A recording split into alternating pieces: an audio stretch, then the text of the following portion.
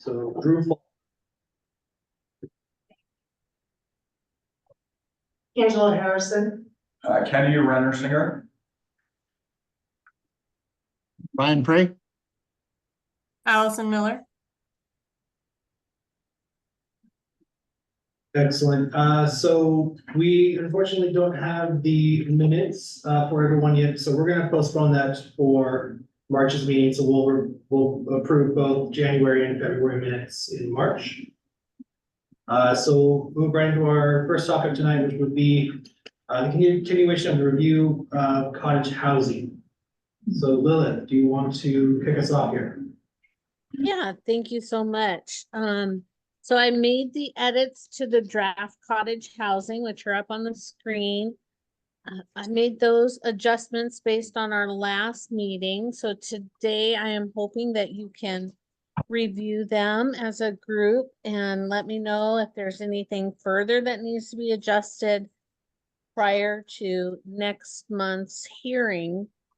And at the hearing, we hope to have a public comment and a recommendation from the Planning Commission, which we could forward on to the City Council. And I have scheduled a City Council hearing for March 27th. So assuming that everything goes smoothly with the Planning Commission hearing. So I can walk through this, or Drew, you could walk through it with the group and we can just make sure that it reflects everything that you would like. Sure. So I mean, we've kind of reviewed this now for the last 3 meetings, parsed it apart. So I kind of want to just jump ahead and see if anyone has any comments or concerns with any of the language, and then we can, if there isn't any comments, then we can do a brief overview and hopefully have this ready for public comment next month. So open up to the committee. Does anyone on the commission have any thoughts, questions, or anything they want to review in this language? I do not. I would like the yard area thing to be simplified a little bit. Well, the 6.5% of the gross lot size, I guess I'm wondering if we need that or if it can just be 20 by 20 or equivalent and not the percentage.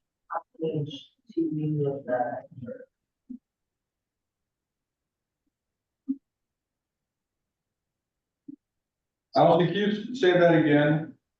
Okay, sorry. I'm wondering if we can eliminate the 6.5% and just say 20 by 20 or equivalent, or if Allison is on item F, Yeah. if you weren't there, item F.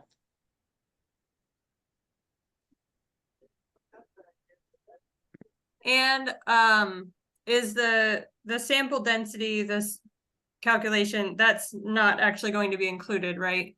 That won't Right, be shown in the code. That's just an example for our current reference. yes. Yeah, okay. That's my only comments.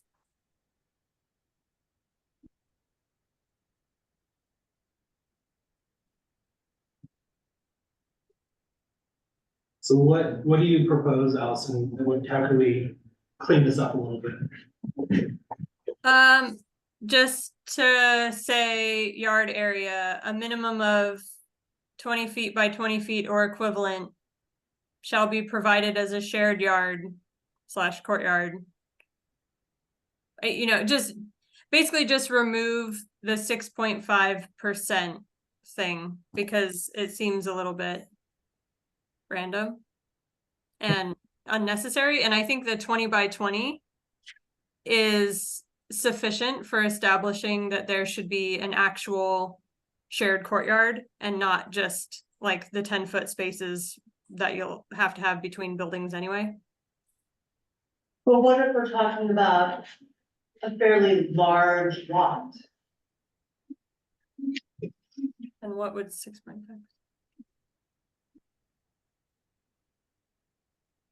And is there a difference between a yard and a courtyard? What's the terminology there?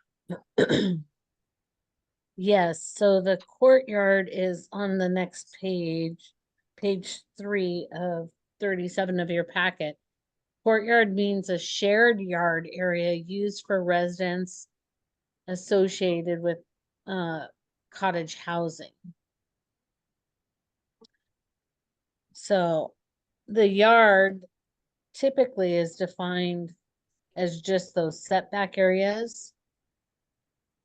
But when we're doing cottage housing, we want to provide a community yard area, and so that's why we have the courtyard.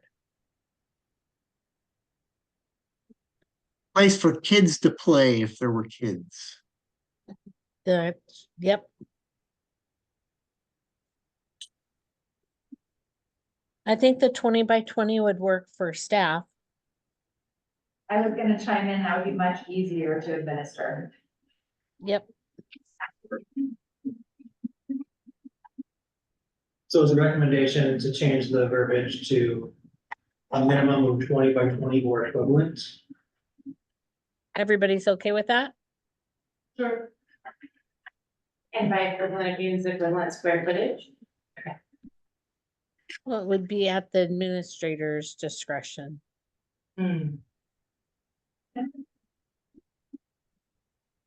So does that achieve what you're looking for? Am I remembering correctly that when we were discussing cottage housing last meeting I was at, that there was possibility that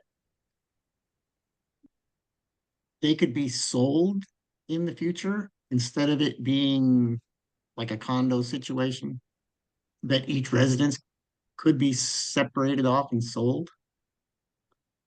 Well, Only- that's something we'll be talking about, but that's not a part of this discussion yet. But yes, we have been talking about how state law is going to change to require the sale of individual units. And we haven't talked about how that fits with cottage housing yet, but for single family home and accessory dwelling units and for townhomes, the state law has changed to mandate that they can be sold separately. So we didn't talk about that in relation to cottage housing. No, Okay.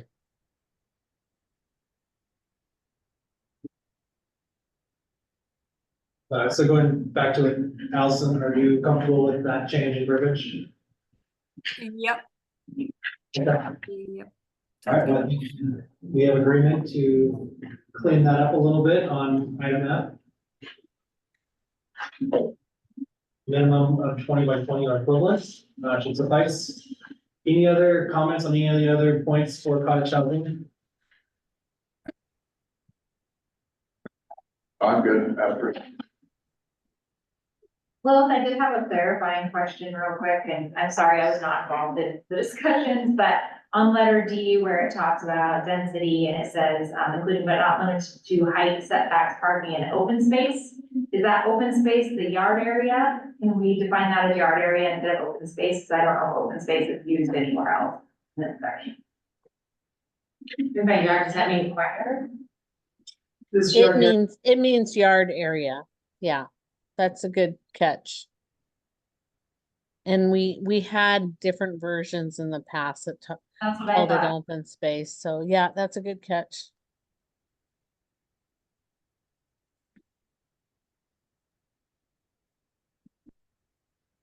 All right.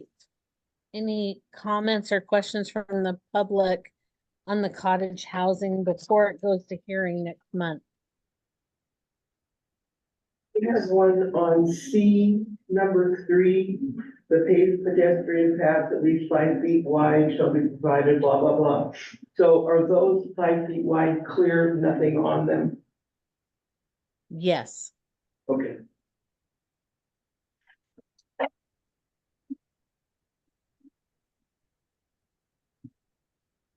Okay. Any other comments from the public or the commission? Language for cottage housing.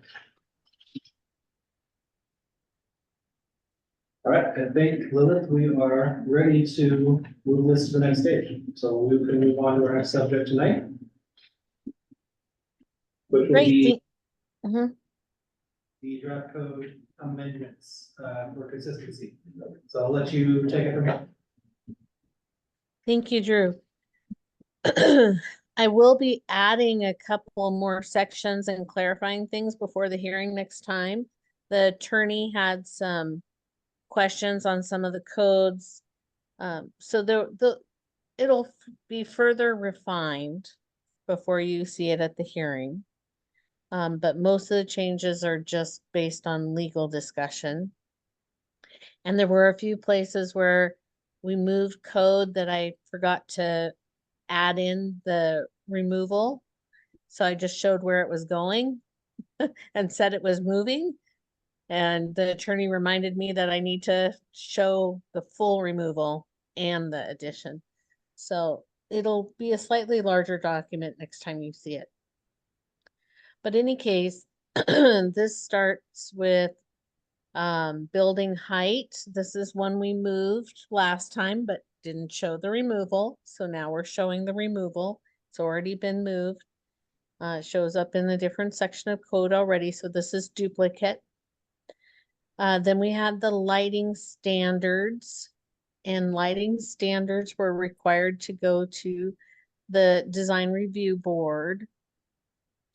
And so we've made a modification here to exempt out multifamily from having to go to the design review board. But they still look, but we still have lighting requirements. So the lighting requirements don't change, but who reviews it does. The next section of code would be residential parking standards. Here's where we're adding in the item that we talked about last year, where bed and breakfast can use access from an alley or a street. And we held off making this addition to the code until we talked about bed and breakfast density, which did go to the city council and has been adopted and incorporated in the code. So this is just the follow-up. And we got the whole section in there, so that's why there's extra text. Then under non-conforming lots, I added the non-conforming lots section so you could see what it is, but there's no change to that particular section. Rather, in the next section, which is our binding site plan, we are removing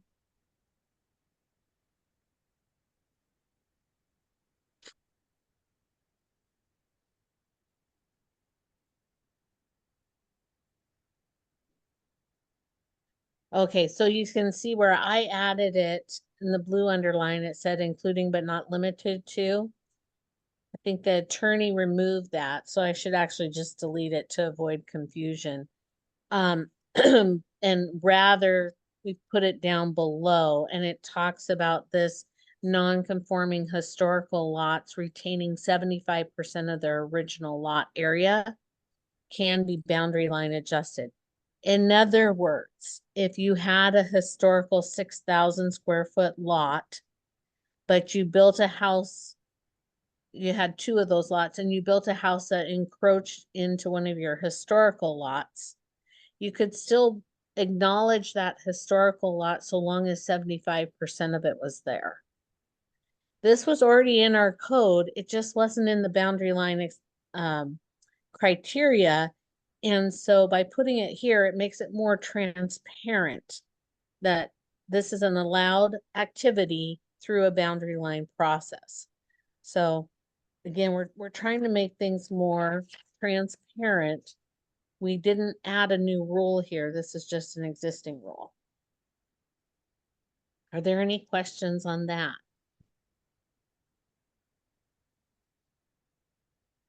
Excellent.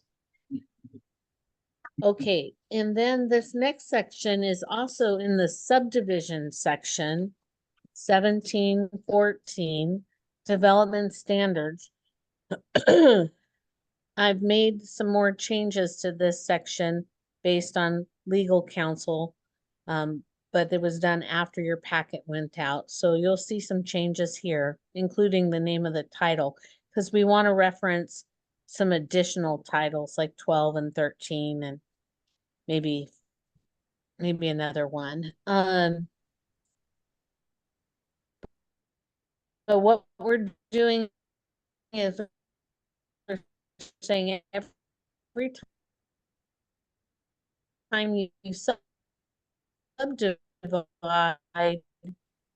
these are the steps to do more. And a lot of these documents were put in.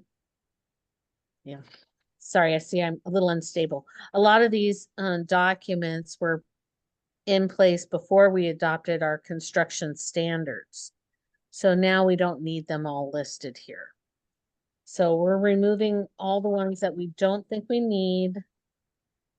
And this has been done by Public Works, who oversees that development. Any questions here?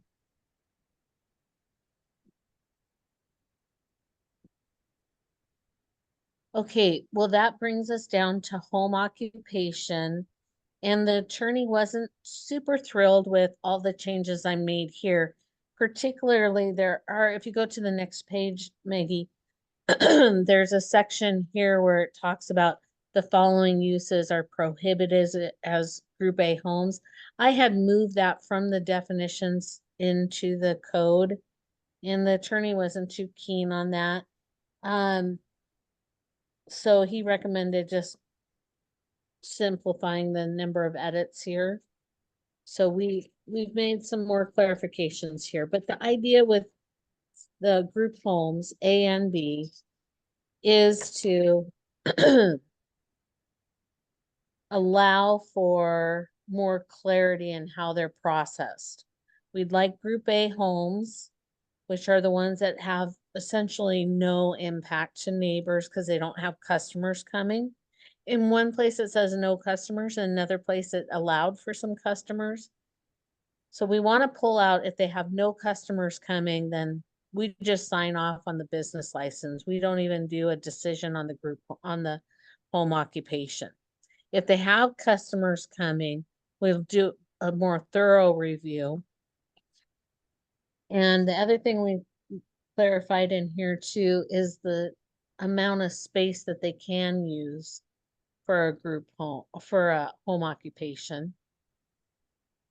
We had like 20% of the total floor area. We had another section that said no more than 500 square feet on any one floor. It was very confusing in the application and difficult for staff to analyze. And now we have such small units, and we have people doing home occupations out of those little apartments at the Leavenworth house, and that's 280 square feet. So it's super tiny. So any case, we modified it so it may be 100 square feet, but not more than 20% of the floor area. So we have, and that's just the total floor area. We have that one calculation to look at, and that's it. And we can verify that based on the assessor's data. So that makes it extra easy too. We don't have to rely just on the applicant to be truthful. As much as we would like to, we do need to verify things. So you'll see some more changes at the hearing draft in this section as well. Particularly about what was moved from the definitions and not. The next one is Group B, and there were just a few minor clarifications in the Group B, similar to the ones we just talked about. And any questions on home occupations?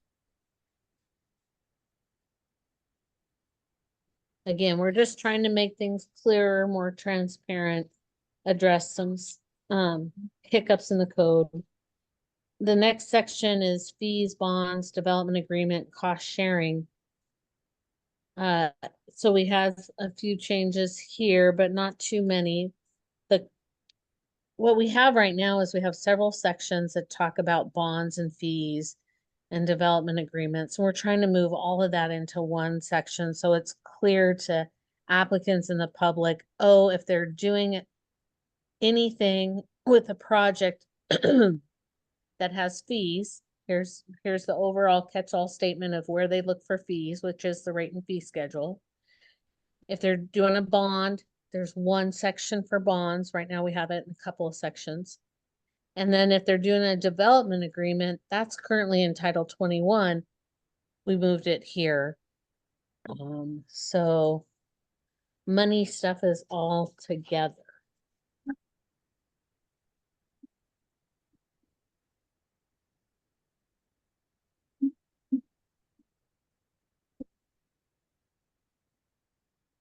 We added, nope, that's moved section. Nope, we're good.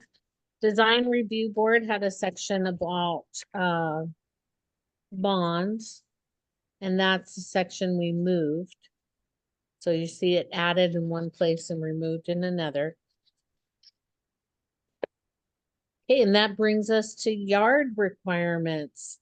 Again, last year we moved these yard requirements to a new section and it just didn't get deleted here. So now we're deleting it here. I'm sorry, it takes up paper to do that. But it does. Non-conforming single-family dwelling additions.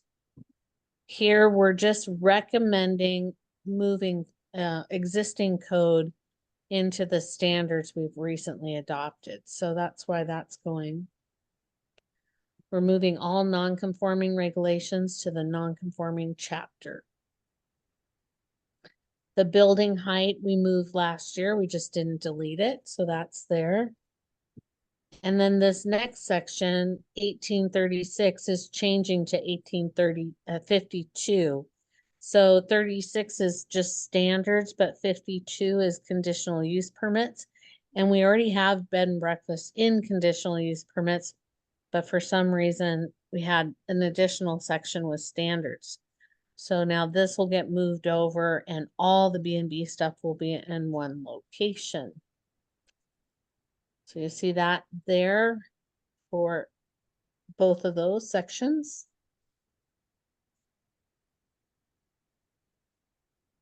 Is that 5 years based Then,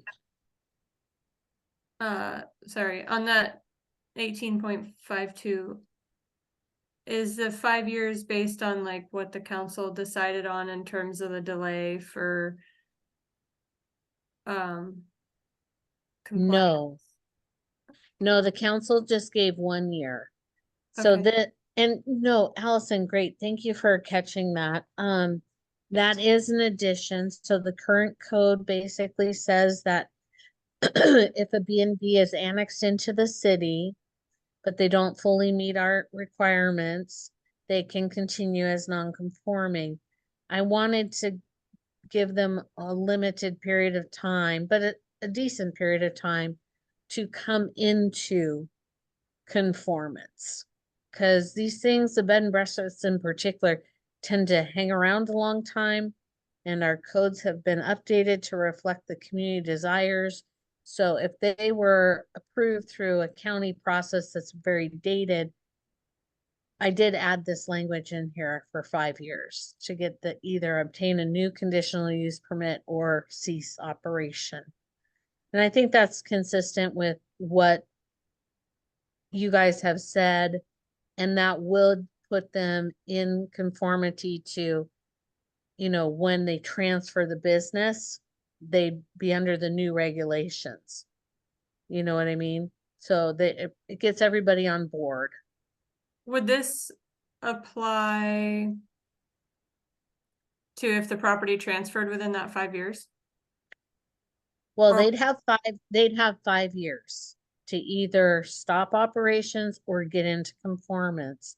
And now the current code, But if, so say somebody has a B&B it's annexed into the city, and then it sells in Yep. like a year. Yep. They it's still get 5 years, even if it changes hands. Yep, from the date of annexation. Yeah. And it's kind of a fine line because I don't want to discourage people from annexing because it's important to annex. And we need people annexing into the city so we can extend our services and reach more of the jurisdiction and provide more housing. So yeah, I gave them 5 years. How does that fall into the 4%? That's all the same. So what this currently says is that if they came in as non-conforming, they can continue as non-conforming indefinitely. And then I've said, no, you have 5 years to either get a new permit or cease your operation. And when they get the new permit is when all those new regulations you've adopted would go into place.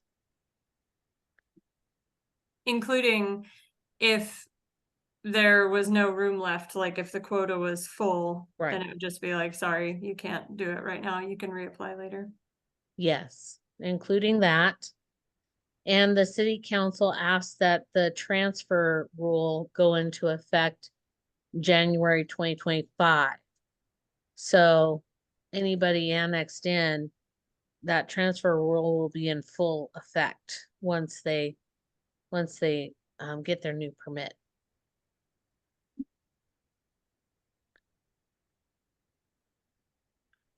Thank you so much for calling that out, Allison. I did mean to talk more about that, so that's helpful. The next page is 21. This is the design review. Again, multifamily development. We are trying to pull the multifamily out of the design review board's required activities, and it was just tucked away in several spots. So this is the other spot that needed to be adjusted. 1416, these are residential structure design standards that will be more appropriate placed in Title 18 where all the other standards are. And so we're moving the majority of this text. Some of this text, like purpose statement, purpose is already addressed in zoning, so we don't need to take this text over. The next section at the bottom is scope. Don't need to take that over. Conformance with other regulations, that's already addressed in Title 18. Definitions, permits are required, permit applications, and approval process are all addressed in 18 and the building code requirement, chapter 15.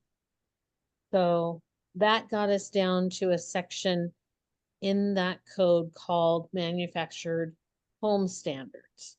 So we'll be moving that over into 18 while striking the last portion of that. And the last, oh, sorry, I skipped a page. Okay. All right.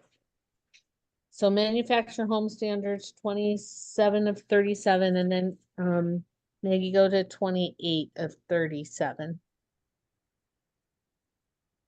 Here I am. Right? Okay. Nope.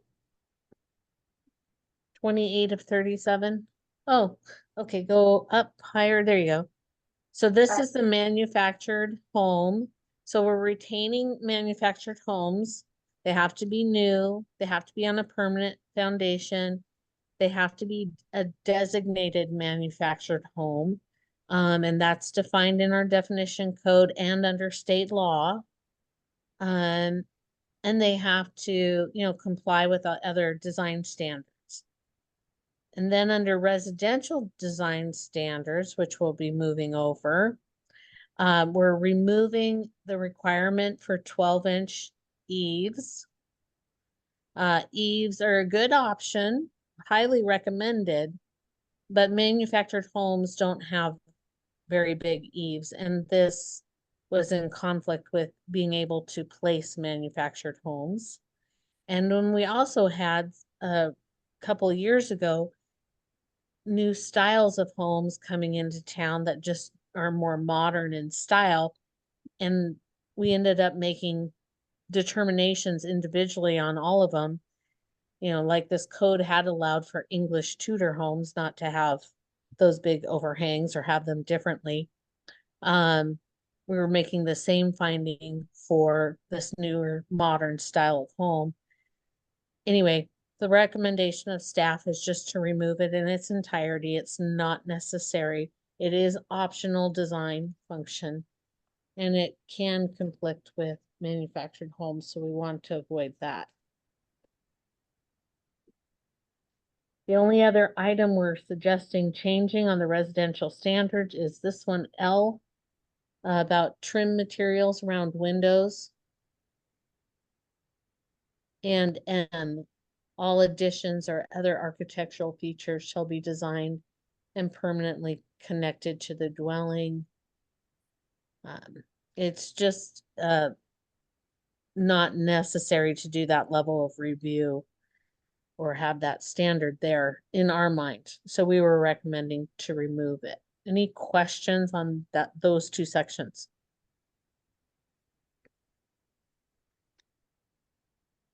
Any concern with removing them? But are you basically saying that these considerations would be addressed under a separate process? Nope, we're saying that they don't need to be addressed. They just don't matter. Okay. So we would pass it to the council to approve I see. this, but Okay. it's reviewing.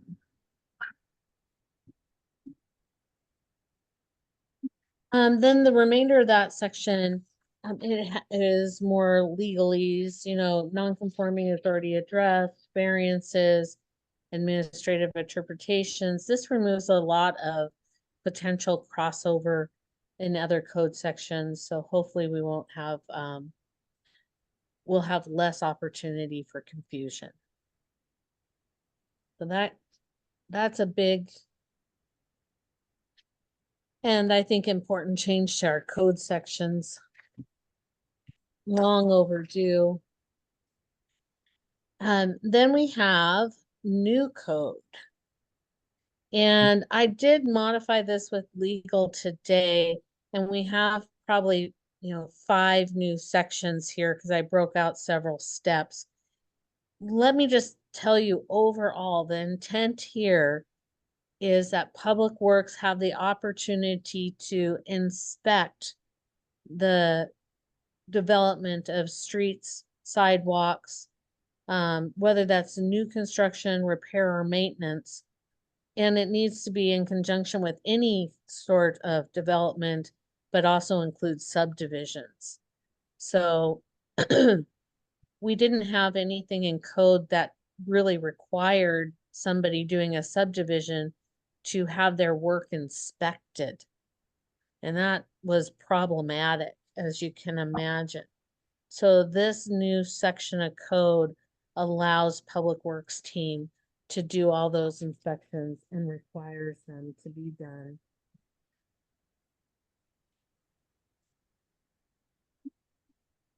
Public Works also allows right here for traffic impact analysis. We usually catch it with the SEPA, and it hasn't been a problem to say, hey, you need to have a traffic impact analysis. The first question out of everybody's mouth is, well, what do you want in that? What does it include? We've been using WashDOT standards, but Tom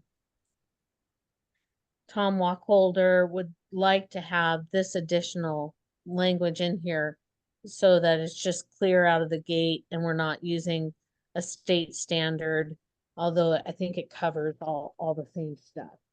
So this is a new section of code for traffic impact analysis when it applies, which is a big deal. It's also a very common question that we didn't have in code and is a much higher bar under SEPA. So he's saying that traffic impact analysis will be required when you have about 200 average daily trips. Our current standard is 400 because that's more of a state standard. So this way we'll capture more traffic review and analysis. So I'm looking forward to having that section in code. It's quite lengthy. So the next couple of pages are just each of the elements that are required. And then that brings us to, sorry. So I was gonna say, and like, do we have a data set for this level of granularity? We do, yeah, we have Piers and Pierce did our comprehensive plan. We have a lot of data available to us, and that data is often updated, especially along the highway by the state. But we also generate new data ourselves by doing traffic counts at intersections or on some of our roads. But we don't have to do a whole lot of that because we have low traffic volumes. But we do have a lot of data to compare whatever they send to us. And those TIAs are reviewed by our city staff, but also our city engineer, sometimes and most often a special traffic engineer. And recently that's been Fears and Pierce, but in the past it's been others. And it's also reviewed most often by WashDOT. So we get buy-in and a lot of eyes on these traffic impact studies. Thank you. The last section here is 1504, expiration of permits. This is building permits. We had modified our rate and fee schedule to account for refunds already, and this section wasn't deleted, so we're recommending removing it to avoid confusion. So, phew, code cleanup. Covered a lot of ground. Lilith, one quick question. So I know that Tom had brought up in the past, there was concern about the substrate on a lot of our roads. So is this part of this language to give him a little bit more leverage in resolving that for future development? Well, we already have the adopted construction standards. We've been running into more problems with sidewalk construction than the street construction. The developers seem to be meeting the standard for the new roads. The historical roads in Leavenworth were essentially dirt roads, and that's why that substrate, the base of the road, is so poor. The city did get a substantial grant, a TIB grant, to do overlays. So that will provide a nice finish. And I think they're hoping to do most of the road work next year. And that'll buy us a good amount of time to save more money and do our roads more systematic. So Public Works has a new program where they're analyzing water lines, sewer lines, stormwater, and other utilities such as irrigation and power, which are outside of our normal. They're reviewing each of those in every road segment, looking at improving those and then improving the road, curb, gutter, sidewalk. So they're coming up with a more systematic way of making the substantial road improvements that need to happen. In the meantime, we will be doing the overlay. Did that answer your question, Drew? It did, thank you. Okay.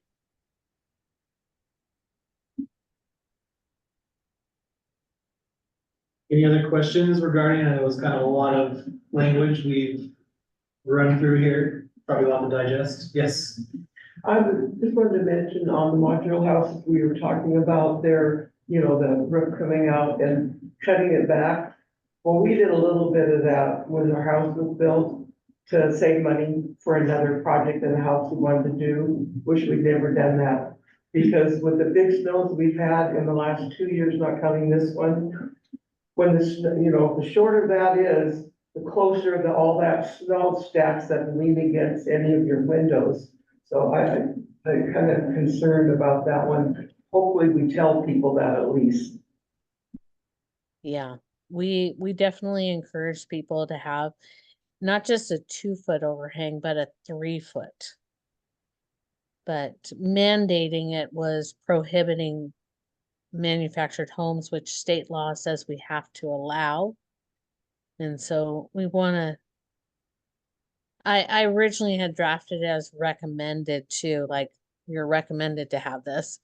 And it gets kind of confusing if we're recommending something sometimes too. So at this point in time, staff was just gonna pull the whole thing. But you're absolutely right, Sharon. So important to have overhangs in our area. Yeah, it's a good point.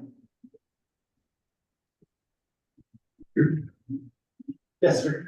Traffic impact analysis, that's only for larger projects, right? It said 200 trips per day.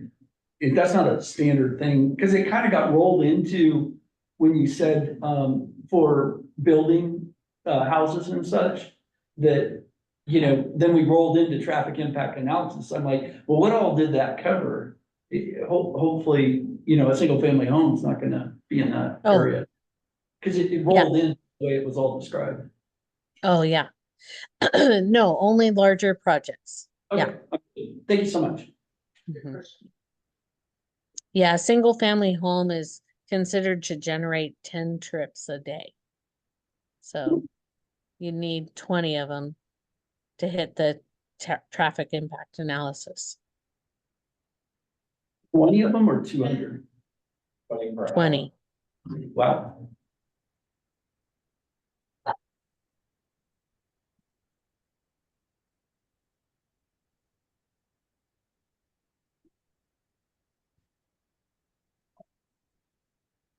I assume that number came from the.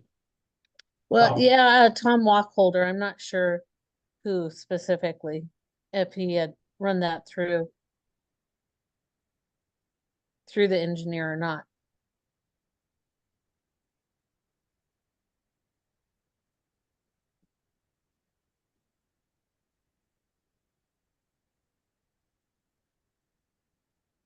Well, I realized we went through that agenda a lot faster than I thought we would.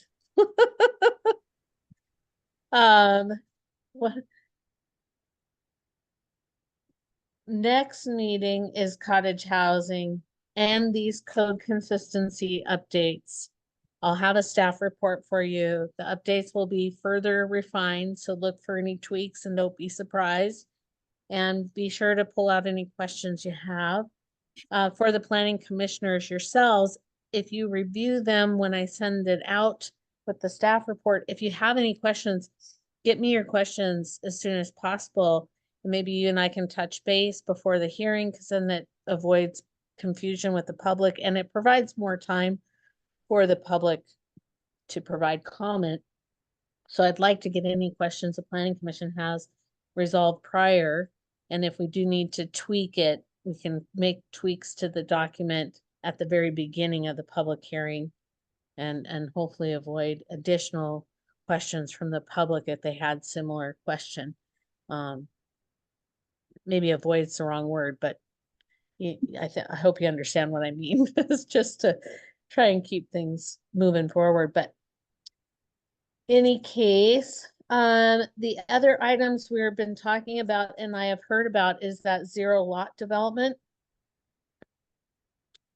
So I may put that on the next agenda. I'd rather have more things on the agenda so we don't run out of time like we are tonight. I'd rather use more of your time while you're all here. So you'll see more items, and if we need to continue them, we'll do that. But is there anything else that the committee would like to chat about or just bring to my attention? Do we have the consolidated prioritization for 2024 docket for review? It's on the website. Maggie, can you pull it up under the planning commission page? So on the planning commission page for the city website, we do have the new 2024 adopted city council docket. I am pulling it up, I just haven't shared a screen yet. Everyone here can see it, but sorry, No worries. I'm getting there. All good things take time. All right, is this the? Yep. All right, So, oh, that's the other thing we didn't talk about tonight was the flood damage. So I'll throw that in on the next one as well. which way, this way? No, Yep, you're good. You're good. Item A is an inclusionary zoning, so we'll have that on the next meeting. You got it. Yeah. Perfect. Yeah. Item B is the condominiums or the unit lot development. And just so you know, I have heard from an attorney, we may have somebody submitting a request to make these changes to the code. Anybody can make a request, pay the fee to amend the code or consider amending the code through the planning commission process. So if and when that comes in, I will forward that on to you. And when something is submitted but from the public and the fees are paid, it does jump to the higher processing timeline. So it will be something we push forward faster because it is an application from the public, from an applicant. And then sorry. So, and you're saying you received, one of those requests for item B about the unit lot subdivisions, or? We might, yeah. I've been talking to someone who might be sending it in, so don't be surprised if we see it. And just out of curiosity, does that look like somebody who would introduce their own line item revisions? Yes, Or, okay, so it would be specific language we would consider and not just general comments? that's right. Yeah. Thank you. Yeah. And then if the applicant's agreeable, if you want to, tweak it, we can always move it forward. Here's what was submitted. Here's what the planning commission's recommending. So it's not like you have to take it or nothing, but we do have to consider it, their original request, and talk clearly about why we're recommending anything different. Okay, then the third item is parking, and that was a big issue for the city council.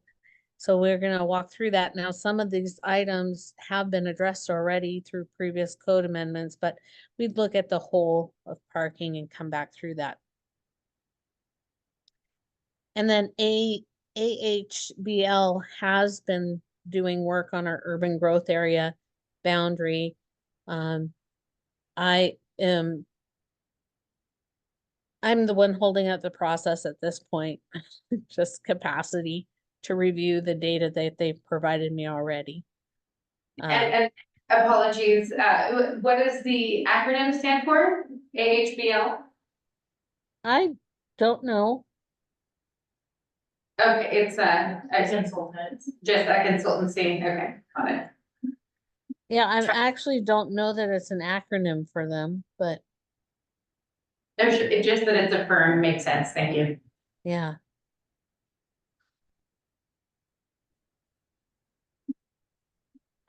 And then we have triplexes and townhomes. I won't put all of those items on your next agenda, but I'll certainly capture the first three. And then like we I need- said, we won't necessarily get to them. Depends on how these hearings go. We're actually gonna have 3 hearings. The flood regulations, which you reviewed last time, the cottage housing, and then these code clarifications. So we'll have 3 hearings. They may go fairly quickly. And if they do, then we'll talk about these next 3 items, time permitting.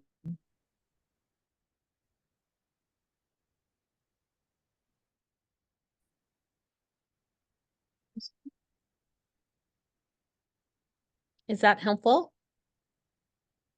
Yes, so you're gonna, A, B, and C are gonna at least make it to the docket for March, for March, but we'll get us to as much as we can, but more likely it'll be 1, if not 2 of those subjects. Correct? Oh, I lost her. She's broken. I know. But I think that's what she was. She just came back saying. to text, so she- We have you back. Okay. Did you guys move on without me? Was I frozen with a funny face? To clarify, so we have the 2 public hearings in March. And then you're gonna add items A, B, and C from the docket to the agenda, and then we'll get as much as we can, right? Yeah, we're gonna have 3 public hearings in March. The flood regulations, which you reviewed last time. The code consistency ones we just went through, and the cottage housing. And then I'll add the next 3 items off the docket. And we'll address those time permitting.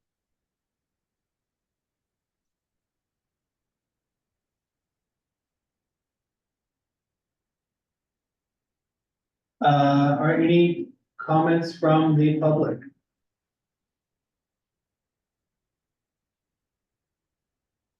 It's Any, might be a record. any comments from the commission? I do wanna bring up, so I did, re-forward a document that Lilith had shared, in December regarding kind of best practices for holding, public comment sessions. I hope everyone had a chance to review this on the commission. I just wanted to open it up, if there's any discussion around that, or any comments or questions or concerns. But ideally, we would, take a lot of these to heart and try to implement them as much as possible to make sure that we have the most productive, public comment sessions. Any thoughts from anyone on the commission? It was good. Yeah, I was gonna say, I saw, it looks like there were, multiple references to time limits.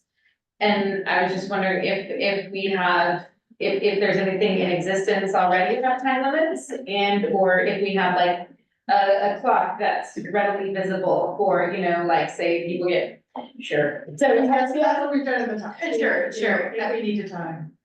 Okay, and just if we set some parameters around there, how delightful that we're less than an hour in and, you know, everything's going swimmingly, but there might be times when there are topics that folks want to discuss at length.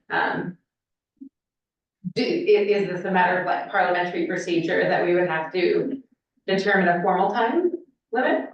Yeah, I mean, I think it would need to be kind of in the guidelines that we announce when we announce the public hearing. Lilith, do you have a template of what we currently have for our guidelines? Yes, so what happens typically is we gauge how many people come to a meeting, the attendance in person and online. And we can ask how many people here are wanting to speak on, say, cottage housing.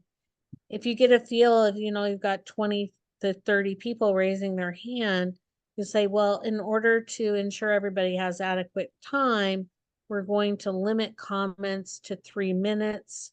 We're going to request that comments not be repetitive in nature. And we make some statements like that. And Drew, I can provide you some example. And then we'll have somebody assigned to keeping time. And then we'll notify people, you have 1 minute left or your time is up. Most people are very respectful, and most people 3 minutes is actually quite a bit of time. There is an option at the chair's discretion to allow people to consolidate. I'd like to give my 3 minutes to so-and-so, so then they can represent a group and talk on behalf of a group. So that's another tool in the toolbox to hear maybe a larger presentation, but not add significantly to the overall time intended for public comment. And then remember, public comment is not an opportunity to debate, discuss, or defend. It's their opportunity, public's opportunity to talk about what's being presented, pro or con. The only thing we ask is people be respectful with their language and their comment. And then, try not to engage with the comment. A lot of people make a comment and it ends up being a question. And it's again at the chair's discretion. Do we take a minute to answer that question? Do we say, I'm sorry, now's not a time for question? It's good to have a thought about how you might want to handle it ahead of time so you can be consistent if it comes up, because sometimes it might seem like a question that's easy to answer, and then somebody else will have a more difficult question and they'll be like, hey, but you answered that other question, what about mine? So there's a lot of little things that can happen that we'll think about.